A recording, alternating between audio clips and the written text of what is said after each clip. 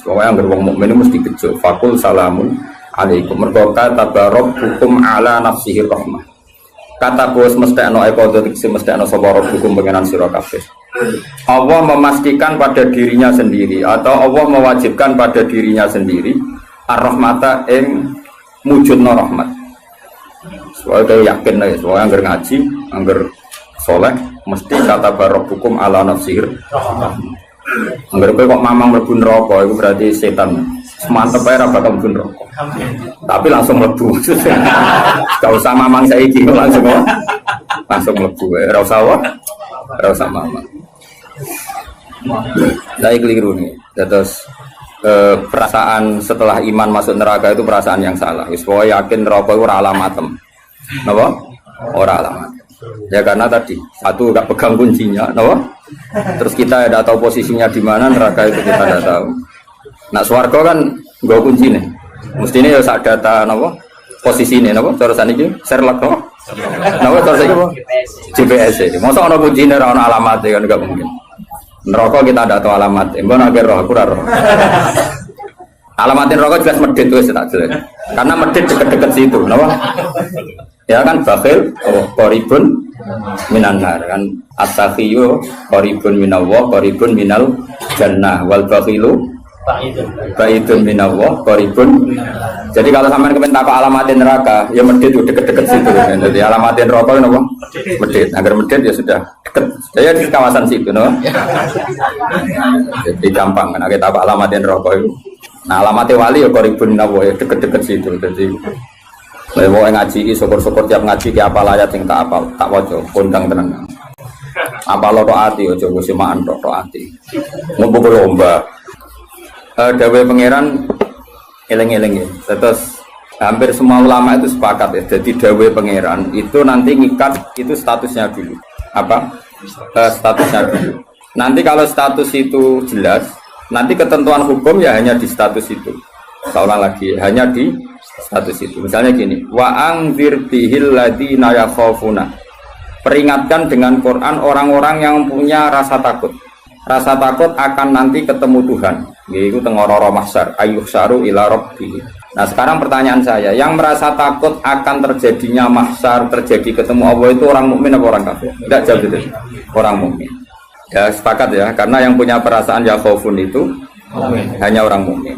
Sebab itu Imam Suyuti ngendikan wal muradu bihim al mukminun al asun apa wal muradu bihim al mukminun al asun. Jelas ini masih jalalan ya. Ganggu nek ora paham ya. Mulane sedurunge ngaji ku sinau kok nyocokno ilmu, paham ya? Jadi agar aku kok cocok terus wis alim kok Gus Ba kan oleh enak. Terus minggu berikutnya ora usah ngaji kan wis padha napa? Ya jadi sedurunge ngaji kok sinau. Kok ternyata keteranganku kok padha ya wis langsung mulai ngono padha. Ya, lah narasi nau terus pinter neng kere malah ngeklaim ladu nih, malah repot meneh. Tapi kalau seneng sing ngeklaim, gampang syukur, nama? Kalau baleni malah ini, saya banyak baca tentang ulumul Quran banyak baca sekali. Status itu penting sekali. Ya saya ulang lagi ya, peringatkan dengan Quran orang yang takut akan terjadinya mahsyar, yaitu posisi manusia yuhsyaru ila rabbihim, dikirim menuju Tuhan. Kalau dikasih an ya yuhsyaru ila rabbihim. Orang-orang itu peringatkan bahwa nanti di mahsyar itu faktanya domir sa'an itu domir faktual. Nah faktanya adalah laisa lahum min dunihi wali wala syafi'. Nanti di akhirat itu, di mahsyar itu tidak ada lagi yang bisa menolong tanpa melibatkan Allah. Karena tentu Allah itu aktor utama al-fa'ilul mukhtar. Semua tentu terserah Allah. Nah pertanyaannya begini, lalu maknanya apa? Tentu orang-orang kubu sebelah. Terus anti syafaat. Ya kubu sebelah mana? Itu barangnya kubu sebelah. Makanya itu problem ya. Makanya gue debat sampai kubu sebelah tadi, gue sopo sebelah. Itu repotnya di situ. Mazhab ahli sunnah yang mainstream kadang tidak didukung dhahirul ayat, tapi mazhab kita didukung tahqiqul ayat. Memang makna detailnya, makna detail itu beda dengan makna yang dhahir. Ya misalnya gini, saya ulang lagi ya, jadi status itu tentukan dulu ya. Yang khaufun itu artinya mukmin apa musyrik? Mukmin karena punya rasa apa? Takut. Artinya dia iman terjadinya terjadinya kebangkitan. Jadi mereka juga punya grogi ketemu Allah. Nah lumayan kan punya rasa grogi itu lumayan berarti mukmin. Tapi yang boleh grogi itu hanya al mukminuna al asun dari maksud. Yang punya grogi itu hanya orang mukmin yang maksiat.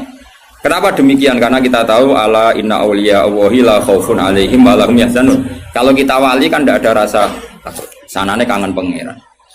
Makanya wali-wali itu sampai mati seneng. Mau kangen pangeran kok mati beneran yang ketemu sing disenengi kan. Nah, oke wedi kan mergo ngerti alamatem. Sing agar sing wedi mergo sadar alamatnya kemana, napa? Ngerti alamatem.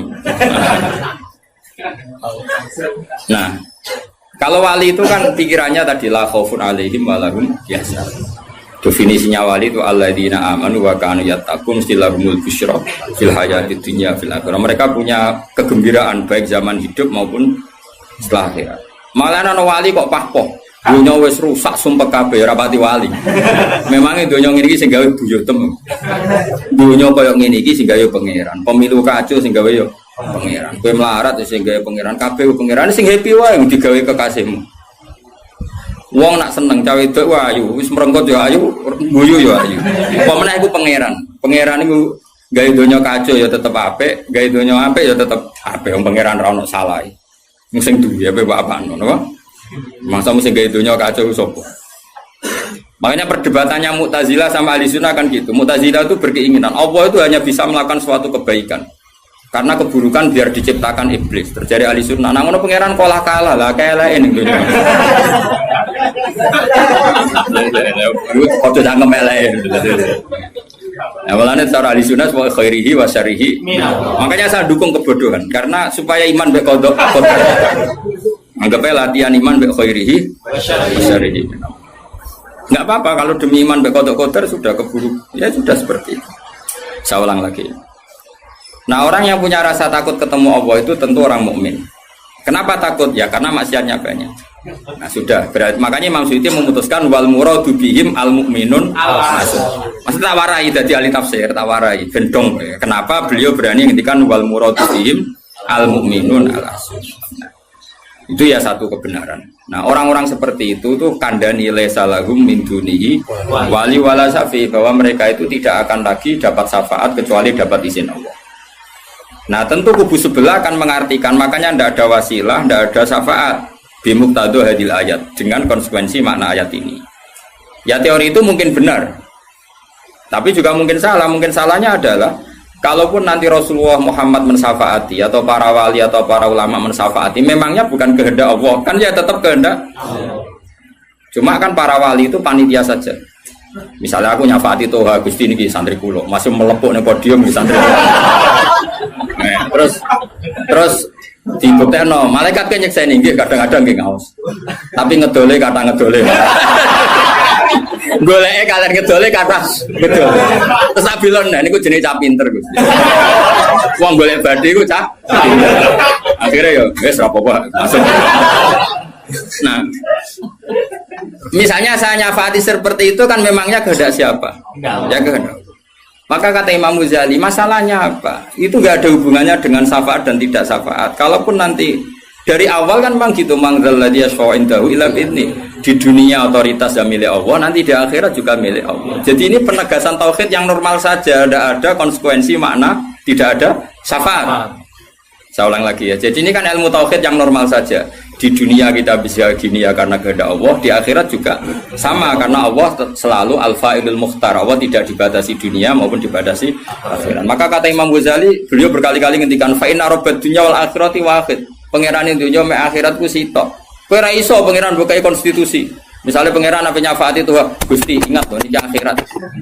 Nampun mati niku ngamal pun terbatas. Jangan harus ingat itu lu pangeran. Wah, atur. Pangeran tetap ya falu maya sak ngawur ya. Yang kena aturan itu kue, misalnya ngene, kue wis mati kok, Gusti kula nyuwun ganjaran salat. Wis ora salat juga ganjaran. Enggak bisa. Tapi nak pangeran ngekei, kita tak kei ganjaran salat nganti kiamat. Senajan to saiki wis ora iso salat. Kenapa Gusti? Ya terserah aku pangeran. Pangeran mbok warai. Sehingga Allah itu tetap, makanya pendapat Ahlussunnah wal Jamaah itu pendapat paling normal karena memberi hak Tuhan bahkan ketika di akhirat. Nah Mu'tazilah orang, pangeran kudu tunduk baik konstitusi, batas amal, batas akhir, jadi kena limit. Jadi kaya kena pulsa. Jadi kalau pangeran nyafaati wong nganggur-nganggur ini, Gusti ingat loh, ini sudah akhirat, batas akhir amal. Kan sudah mati. Pangeran raiso mbak atur menunggu raiso. Sebagaimana dia Rahman zaman ning dunia, ya Rahman ning akhirat. Sebagaimana dia kudroh di dunia, juga kudroh di akhirat. Karena Tuhan tidak pernah dibatasi akhirat. Itu yang diyakini Ahlussunnah wal Jamaah. Makanya ya ayatnya umum saja. Wa kam mim malakin fis samawati la tuhni syafa'atihim shay'an illa mim ba'di ayyadzana Allahu liman yasha'u wa yarda. Itu jelas. Kalau kamu menafikan syafaat berarti menafikan ayat itu jelas. Tidak ada syafaat lagi di akhirat kecuali bagi orang sing Allah kehendaki. Man itu manusia apa Allah? Orang kan? Berarti nanti selalu ada orang yang dikecualikan, yaitu orang sing yasa Allah punya otoritas memberi syafaat. Kalau istisna itu tidak ada gunanya, lalu kita percaya apa? Coba kalau orang bilang gini, Ja'al qaumu illa Zaidan, itu Zaid datang kan? Datang kan? Atau ya datang ya, terserah lah. Misalnya Maja'al qaumu illa Zaidun, ya, atau Maja'al qaumu illa Zaidan itu sesuai terkib yang di Alfiyah itu. Ketika istisna diucapkan itu ya mustasna itu ada gunanya. Ya, misalnya saya bilang gini, Ja'al qaumu illa Zaidan, masyarakat sama datang kecuali Zaid. Ada gunanya enggak kata illa Zaidan? Ada. Yaitu memaklumatkan kalau Zaid tidak datang. Tidak ada syafaat kecuali miliknya Zaid. Berarti Zaid bisa nyafaat. Sekarang Allah jelas-jelas ngendikan tidak ada syafaat kecuali illa min ba'di ayyadzanallahu liman yasha'u. Berarti izin Allah itu ada dan izin ini akan diberikan sama orang-orang yang digedaki Allah. Ya misalnya kayak Rasulullah, kayak para wali. Lalu kalau syafaat kamu nafikan secara kuliah, secara ekstrim, berarti istisna itu nggak ada gunanya. Lucu nggak Allah ngendikan, kemudian nggak ada gunanya.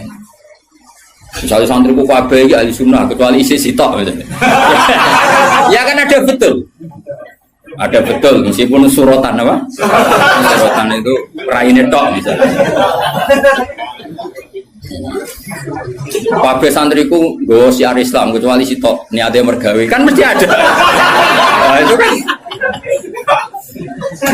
Nah, mbok yo wong iku mikir gitu loh. Allah kan ngendikan mangdalladzi yashfa'indahu illa bin. Siapa yang bisa memberi syafaat kecuali dapat izin Allah. Kemudian mustasna ini dihilangkan.